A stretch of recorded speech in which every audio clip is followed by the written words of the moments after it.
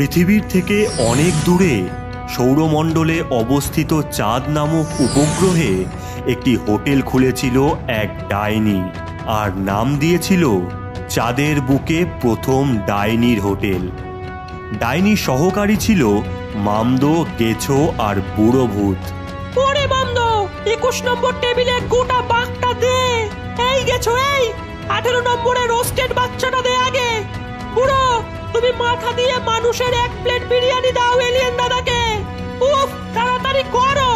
এই যে স্যার। এই নিন স্যার। গরম গরম মাথার বিরিয়ানি স্যার।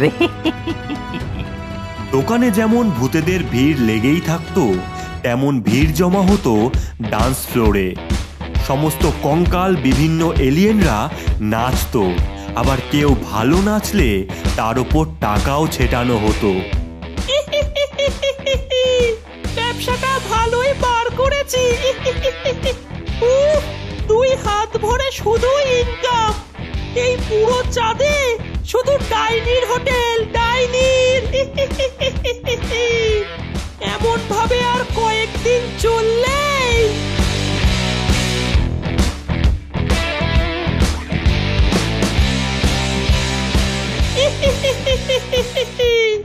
তবে ডাইনির এই হাসির পেছনে ছিল পৃথিবীর মানুষ ও বিভিন্ন পশুদের কষ্ট ও আর্তনাদ।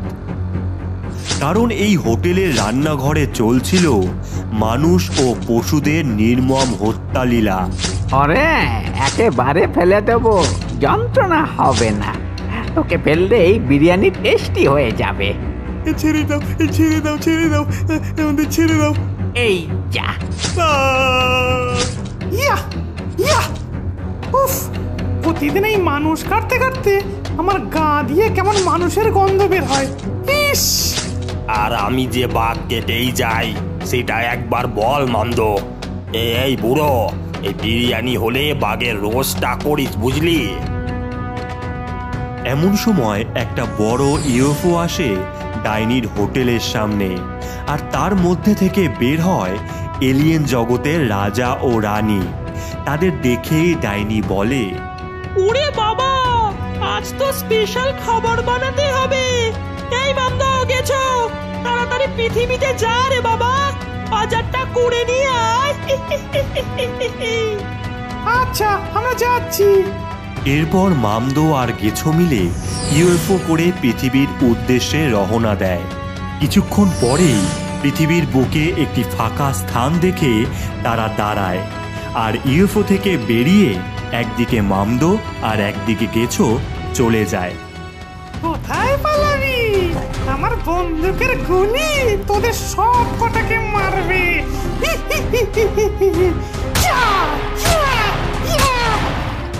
ওরে ওরে, পালাস না রে, পালাস না। আগের বার তোর বাবাকে নিয়েছি, এইবার তুই আর তোর মা। গেছো একে একে মানুষদের খাঁচার মধ্যে বন্দি করে। অন্যদিকে মামদো বাঘ মারার পর এক এক করে হাতি মারতে থাকে, তারপর গরুও মারতে থাকে বন্দুক দিয়ে।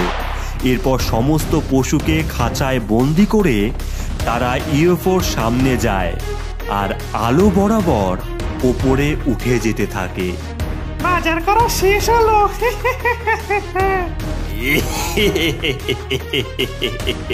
এরপর তারা ইউএফও নিয়ে সেখান থেকে চলে যায়, আর এই ঘটনা সমস্তটাই দেখছিল ঝোপের আড়ালে গোপাল, গৌরী আর হাবলু।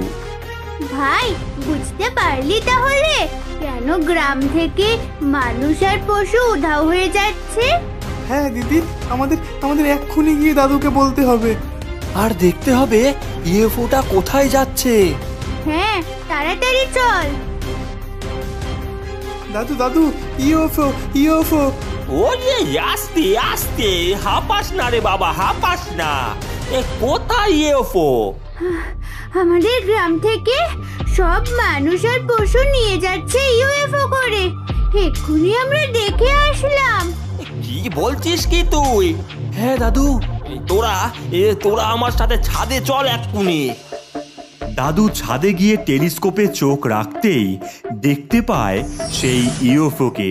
তোরা ঠিক ছিলিস, ওই ইউএফও চাঁদে গেছে। তার মানে ওই ভূতের দল সবাইকে নিয়ে চাঁদে যাচ্ছে দাদু। কেন যাচ্ছে এর কারণ আমাদের জানতেই হবে। আর আমাদের গ্রামবাসীকে বাঁচাতেই হবে। একদম একদম, এই তোরা আমার গ্যারেজে আয় এক্ষুনি। এই দেখ আমার তৈরি স্পেশাল ফ্লাইং জেট। ও দাদু, এটা কি বানিয়েছো তুমি?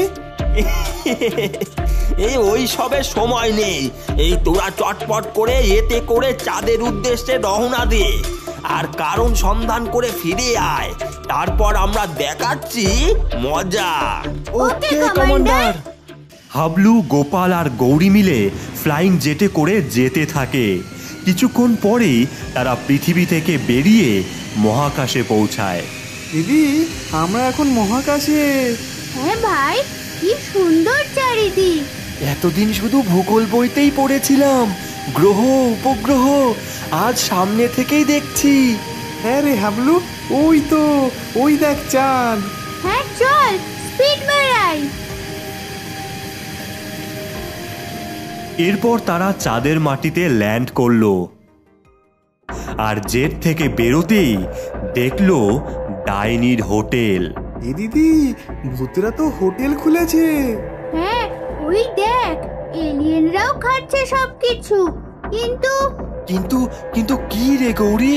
আমাদের মানুষ আর পশু নিয়ে ওরা কি করছে সেটাই জানতে হবে। চল তো ওইদিকে। কিছুটা যেতেই ডাইনির হেসেলে চোখ রাখতেই তারা দেখে, উফ মামদরে, এই মানুষটার মাংসটা হেভি, তন্দুরটা যা হবে না। ওফ, এই জিভে জল এসে গেল। এলিয়েনরা আজ অনেক টাকা টিপস দেবে। বুঝলি ভাই, এক্ষুনি আমাদের দাদুকে বলতে হবে। তাড়াতাড়ি চল। দৌড়া হাবলু, হাবলু দৌড়া। এই দৃশ্য দেখে তিনজন দৌড়াতে থাকে। ফ্লাইং জেটে যেই উঠতে যাবে হাবলু নিচে পড়ে যায় আর ডাইনি হাবলুকে দেখে নেয়। ওরে বাস, শিকার নিজেই এসেছে। তোরা যা গোপাল, দাদুকে খবর দে। আমার কথা চিন্তা করিস না তোরা। তোকে তো আজ মেরে ক্রিসপি ডিশ বানাবো রে, ক্রিসপি ডিশ।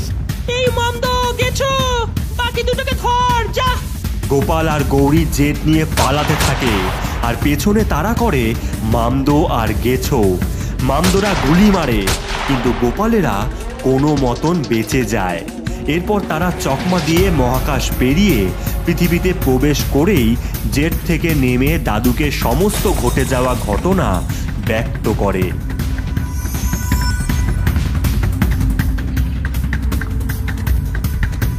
হাবলুকে বাঁচাতেই হবে। এই পাঁচু, পাঁচু, এইদিকে আয়। এই ভূতের দল তোদের খুঁজতে ওই মাঠে আসবে। এই নে, এই ম্যাজিক্যাল স্টিক, দেখা তোদের কামাল। বলতেই বাচ্চারা সুপার পাওয়ার পায়, হাতে তাদের বন্দুক। আচ্ছা দাদু, চল সবাই। ইউএফওর বাইরে মামদো আর গেছো খুঁজছে বাচ্চাদের। এমন সময় বাচ্চারা ওপর দিয়ে উড়ে এসে ভূতদের উদ্দেশ্যে গুলি চালায়। উড়ি বাবা, আমাদের মেরো না, আমাদের মেরো না। আমাদের মেরে হোটেল খোলা। এই নে। শেষ ভূতের দল, এই ইউএফও এখন আমাদের। কিন্তু দাদু কোথায়? ওই দেখ দাদুকে, কি নিয়ে আসছে। তিনটে যুদ্ধের ট্যাঙ্ক নিয়ে আসছে বাচ্চাদের দাদু। এই গোপাল, তোরা ইউএফও সিঁড়িটা নিচে নামা। এই ট্যাঙ্ক নিয়ে আমরা যুদ্ধ করব। যেই কথা সেই কাজ। ইউএফওর সিঁড়ি নামতেই দাদু তিনটি ট্যাঙ্ক তুলে দিল। সিঁড়ি ঢুকতেই সবাই চাঁদের উদ্দেশ্যে রওনা দিল। ওই তো মামদো আর গেছো এসে গেছে। কিন্তু ইউএফও থেকে বেরালো তিনটি ট্যাঙ্ক। গোপাল, গৌরী আর পাঁচু তিনজন তিনটিতে আর দাদু ইউএফওতে। বাড়িতে তৈরি হয়ে এসেছে রে। দেখ দেখ, তোদের বন্ধুর অবস্থাটা একবার দেখ। হাবলুকে আধমরা অবস্থায় ঝুলিয়ে রেখেছে ডাইনির দল। তোর এত বড় সাহস! ডাইনি, এই নে, এমনে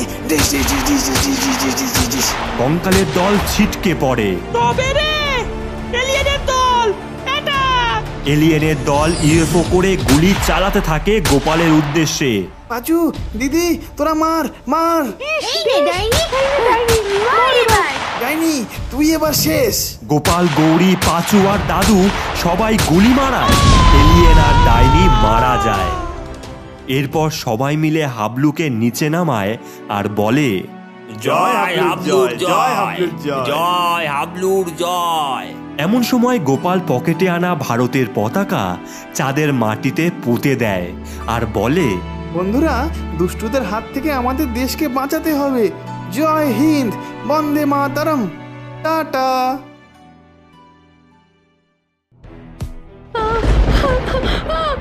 মেরো না আমায়। ওগো ওগো, শুনছো? তুমি তো আমার স্বামী, আমায় মেরো না, মেরো না আমায়।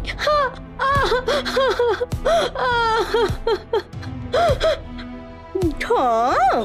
কিসের স্বামী? তোর বাপ 1 টাকাও দেয়নি তোকে যে আমার ছেলে এমনি এমনি পুষবে না। অনেক হয়েছে মা, অত কথার কাজ নেই। আমার বিয়ের লগ্ন যে পেরিয়ে যাচ্ছে। হ্যাঁ হ্যাঁ বাবাই, বাবাই মেরে দে, এক্ষুনি মেরে দে, মেরে পুঁতে দে একেবারে এখানে। ইয়া! এক অসহায় নারীর আর্তনাদ মিলিয়ে গেল রাতের অন্ধকারে। চারিপাশে শেয়ালেরা ডেকে উঠল আর মা ছেলে মেয়েটিকে গর্তে পুঁতে বাঁশবাগান থেকে চলে গেল। কিছুক্ষণ পরই মাটি ভেদ করে উঠে আসে সেই মেয়েটির আত্মা এক ডাইনি রূপে। এরপর সেই ডাইনি উড়ে গিয়ে গ্রামের তাল গাছে বসে। এমন সময় সে দেখতে পায় তার স্বামী বিয়ে করে ফিরছে।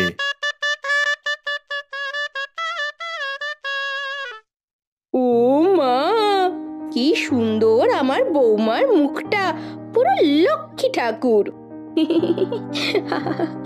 কি যে বলো মম। এই নাও মা, মালতীর বাবা 2 ব্যাগ টাকা পাঠিয়েছে। এ মা, এসবের আর কি দরকার ছিল বৌমা? তুমি তো আমার মেয়ের মতন। আর আর বাবাই, উনি দিল আর তুই নিলি। যাক যাক, বাদ দে। চলো বৌমা, ঘরের ভেতরে চলো।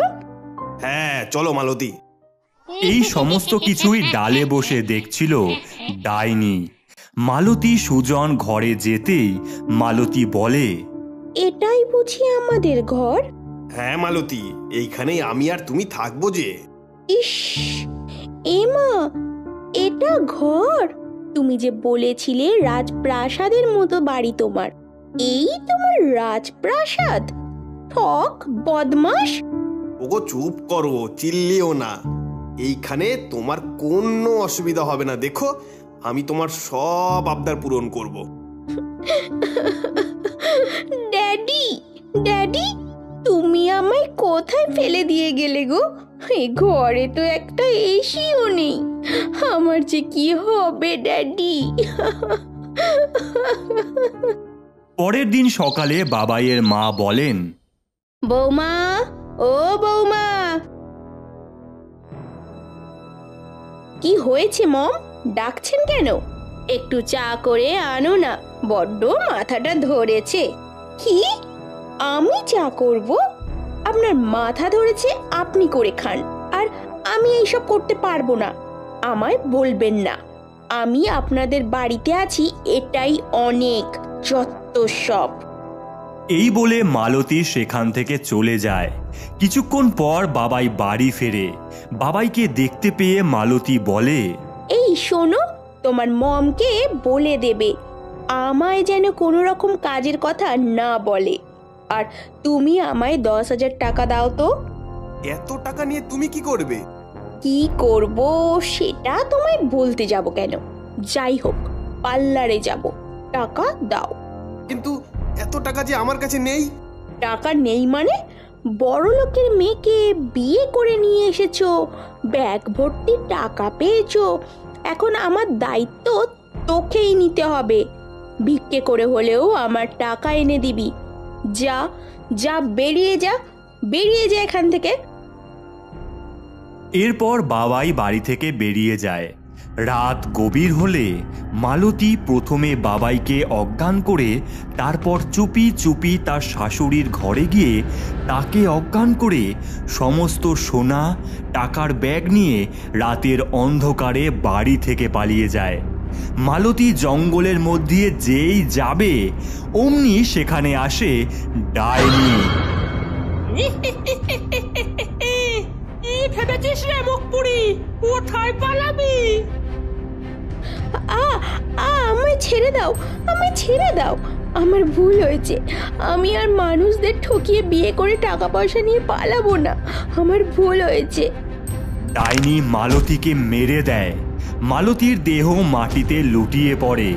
এরপর ডাইনি মালতীর রূপ ধরে তার স্বামীর বাড়িতে গিয়ে চুপচাপ শুয়ে পড়ে।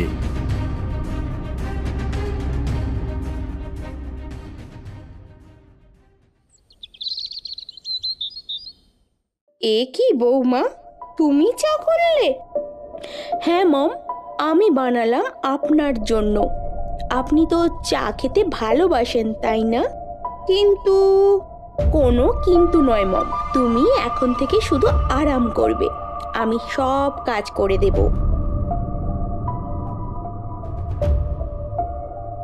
এ আবার কি হলো? এরপর মালতীরূপী ডাইনি এক নিমেষের মধ্যেই বাড়ির সামনের উঠোন ঝাড় দিয়ে পুকুরে সমস্ত বাসন মেজে রান্নাঘরে সমস্ত রান্না সেরে ফেলে। বাবাই বাড়ি আসলে মালতী বলে, ওগো, আজ আমি তোমাদের জন্য অনেক রান্না করেছি, খাবে চলো। তুমি রান্না করেছো মানে? তুমি তো... উফ, অত মানে মানে করো না তো, তাড়াতাড়ি খাবে এসো। মালতী তার শাশুড়ি ও স্বামী একসাথে বসে খাবার খেতে খেতে শাশুড়ি বলেন, বৌমা, এত চমৎকার রান্না, তুমি এত কিছু পারলে কি করে? হ্যাঁ ঠিকই তো, পারলে কিভাবে? উফ মম, আমি সব পারি। এইভাবে কিছু সময় কেটে গেলে একদিন, কিভাবে সব সামলাবো কিছুই বুঝতে পারছি না। কেন, কি হয়েছে? আর কিছুক্ষণের মধ্যেই আমার সমস্ত বন্ধুরা আসবে বলেছে। এতজনের আয়োজন কিভাবে যে করা হবে এইটুকু সময় সেটাই বুঝতে পারছি না। এই ব্যাপার, ওনারা আসলে তুমি বসতে বলো, আমি সব ব্যবস্থা করে নেব। অনেক লোকজনকে আসতে দেখে মালতী রান্নাঘরে ডাইনির রূপ ধরে আর নিজের পা লম্বা করে উনুনের মধ্যে ঢুকিয়ে রান্না করতে থাকে। একে একে অনেক রান্নাই হয়ে যায়। রান্নার এত সুন্দর গন্ধ বের হয় যে সেই গন্ধ পেয়ে বাবাই ও তার মা রান্নাঘরে যেই উকি মারে, তারা দেখে এক ডাইনি উনুনে পা ঢুকিয়ে রান্না করছে। এই দেখার পর বাবাই বলে, মা মা, আমি কাকে বিয়ে করেছি? বাবাই, বাবাই, এক্ষুনি পাঁচু ওঝার কাছে চল। এরপর তারা দৌড়ে পালায় আর গ্রামের পাঁচু ওঝার কাছে যায়। পাঁচু ওঝাকে সবটা বলে। তারপর পাঁচু ওঝা বাড়িতে এসে একটি যজ্ঞ শুরু করে। ওম ব্রিম চামুণ্ডায় নমঃ, ওম ব্রিম চামুণ্ডায় নমঃ। পাঁচু মন্ত্র পড়ায় মালতীর গলা জ্বলতে থাকে আর মালতী উড়ে এসে পাঁচুর সামনে চলে আসে। আমায় আমায় ছেড়ে দে, আমায় ছেড়ে দে বলছি।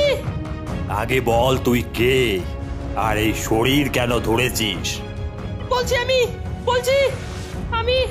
আমি সুমতি। সুমতি? সুমতি? সুমতি তো মরে গেছে। মরেনি, মেরে দিয়েছিস।